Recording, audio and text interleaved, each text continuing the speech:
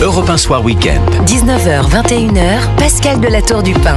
Il est 20h47, je suis toujours avec Georges Fenech et avec Philippe Guibert. Je voudrais qu'on revienne peut-être sur les mots du ministre des Transports, Philippe Tabarot, qui était l'invité de la grande interview Europe 1 CNews ce matin. Eh bien, un ministre des Transports qui estime que les syndicats n'ont pas tous les droits, c'est quand même assez nouveau. Je voudrais qu'on l'écoute peut-être, le ministre des Transports, si vous le permettez. Écoutez, Philippe Tabarot. Je ne trouve pas qu'elles sont légitimes parce que ce ne sont pas les plus maltraités au sein de la SNCF. Il y a des métiers difficiles dans la SNCF et je pense notamment aux personnes du réseau qui travaillent de nuit et qui font que on puisse retrouver une circulation dès le matin. Il y a des personnels pour qui la tâche et la pénibilité est beaucoup plus importante que pour les contrôleurs qui ne sont pas les moins privilégiés, je dirais, dans le fonctionnement de la SNCF. Donc, au sein même de la SNCF, il y a certaines professions qui se disent que ça commence à bien faire, que ce soit toujours un certain nombre de leurs collègues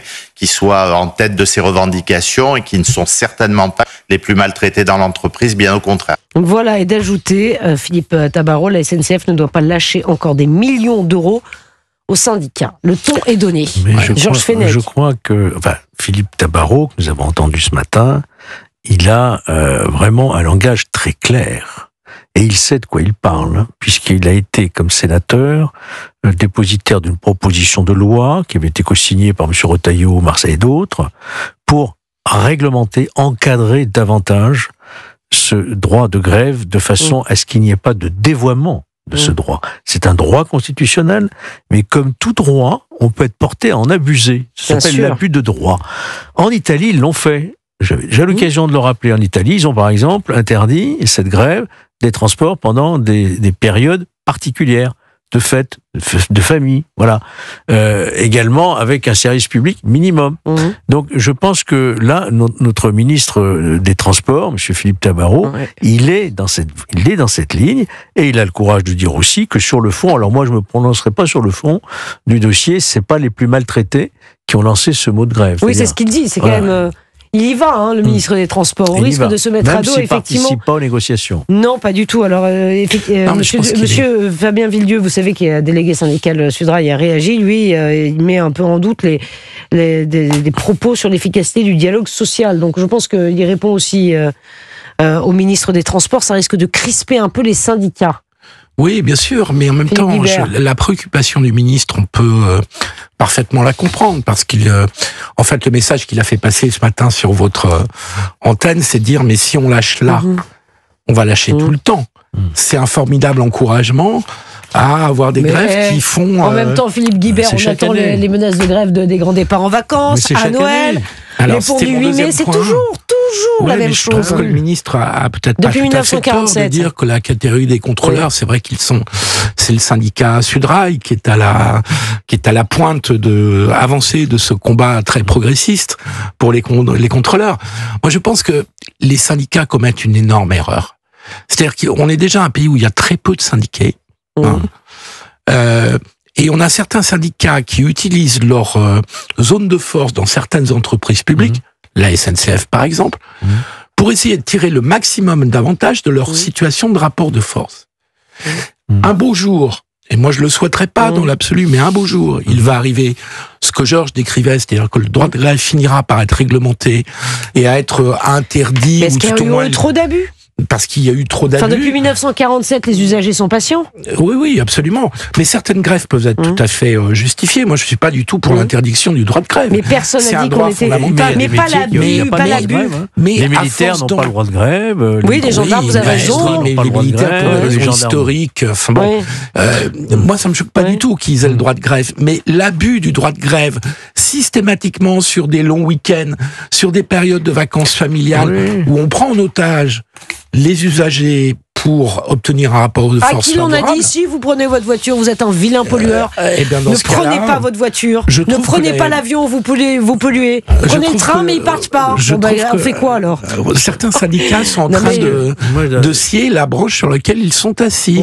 Parce qu'un beau jour, ils auront le retour de bâton d'une attitude qui est sans aucune concession et qui consiste à abuser un tout petit peu de la situation et des usagers. Dans la Constitution, il y a une autre liberté qui me paraît aussi fondamentale. Oui, celle de se déplacer. Qui est sa liberté d'aller et venir. Oui. Là, à partir du moment où vous avez un monopole dans les transports, vous pouvez porter une atteinte grave, gravissime, à cette liberté d'aller et venir, en privant les familles de se retrouver pour Noël, par exemple. Donc, vous voyez bien que, encore une fois, toute liberté doit être encadrée. Doit être limitée. Nous-mêmes, ici, nous savons que nous avons une liberté, je disais tout à l'heure, d'expression, mais dans le cadre du respect des lois, pas de diffamation. Vous voyez ce que je veux dire? Toute Très liberté. important. Et là, on a un droit de grève qui est un pouvoir immense dans une négociation qu'il faut utiliser avec rigueur, parcimonie, et pas n'importe comment, quoi. Voilà. Et là, j'ai le sentiment qu'effectivement, voilà, on jette tout de suite, on annonce tout de suite, là, avant même le dialogue, quoi. On peut avoir le sentiment qu'à chaque fois qu'il y a des grands déplacements familiaux, que ce soit au moment des fêtes ou au moment des week-ends du printemps, voire pendant les vacances estivales, c'est le moment que choisissent certains syndicats, pas tous les syndicats, on voit bien. pour déclencher des mouvements. Et c'est vrai que ça donne le sentiment d'un abus. Ben oui. Parce que bon, s'il y a droit de grève à la SNCF, ça suppose que de temps en temps, les trains puissent être arrêtés. Ben oui. Mais on peut pas le faire de façon aussi systématique et répétée dans des situations où ça gêne le maximum de gens. Oui. Moi, Et je sais pas si les syndicats ont conscience de ça. Mais bien sûr qu'ils le savent, c'est un moyen de pression sur la Même direction. Oui, mais ils pensent que ça va durer très longtemps comme ça. Guibert, ça fait depuis 1947. Mais oui, ça c'est toutes les années. Vous vous rendez compte, 47, mais ils Philippe sont Guibert, vous conscients n'étiez pas qu'il- né. Non, je vous remercie, j'étais pas né en 1947. Personne moi non n'était plus. né. Oui, mais Personne Georges n'était né Fenech ici. non plus, et moi non Mais, plus. mais je ne sais pas s'ils ont conscience qu'ils vont finir par se prendre le retour de bâton. Et il sera trop tard pour pleurer dans ce cas-là. Je sais pas, les syndicats, ça C'est bien, représente quoi sur un aujourd'hui? homme de gauche Mais qui dit ça. 6%, Oui, c'est vrai. C'est Mais oui, mais c'est un homme de bon sens, Georges Oui, Fenech, Philippe il a parlé Guibert. tout à l'heure du dévoiement de la Ligue des droits de l'homme, de SOS Oui, Racisme. Oui, mais parce moi, que c'est ça un homme de nous Non, bon mais moi, sens, ça me Philippe Guibert. rassure, ça me rassure de Mais voir oui. qu'il y a, au-delà de l'appartenance à une famille politique, une forme de réalisme, de pragmatisme et d'intérêt aussi commun, quoi, pour les Ouais, usagers. par exemple, la LICRA n'a pas du tout la même position que la LDH, par exemple. Absolument. La LICRA, je trouve, maintient cette position républicaine. Et de même, dans les syndicats, la CFDT, la CFTC, d'autres, Bien sûr. maintiennent une position qui consiste à, bien sûr, avoir un rapport de force éventuellement avec Bien les sûr. directions, mais dans l'optique de négocier. De négociation, tout à fait. Et je trouve que on se plaint ensuite que, comme aux États-Unis, des personnes brutales arrivent au pouvoir et à ce moment-là mènent des politiques extrêmement brutales et parfaitement injustes. Mais attention à ne pas pousser les électeurs trop loin.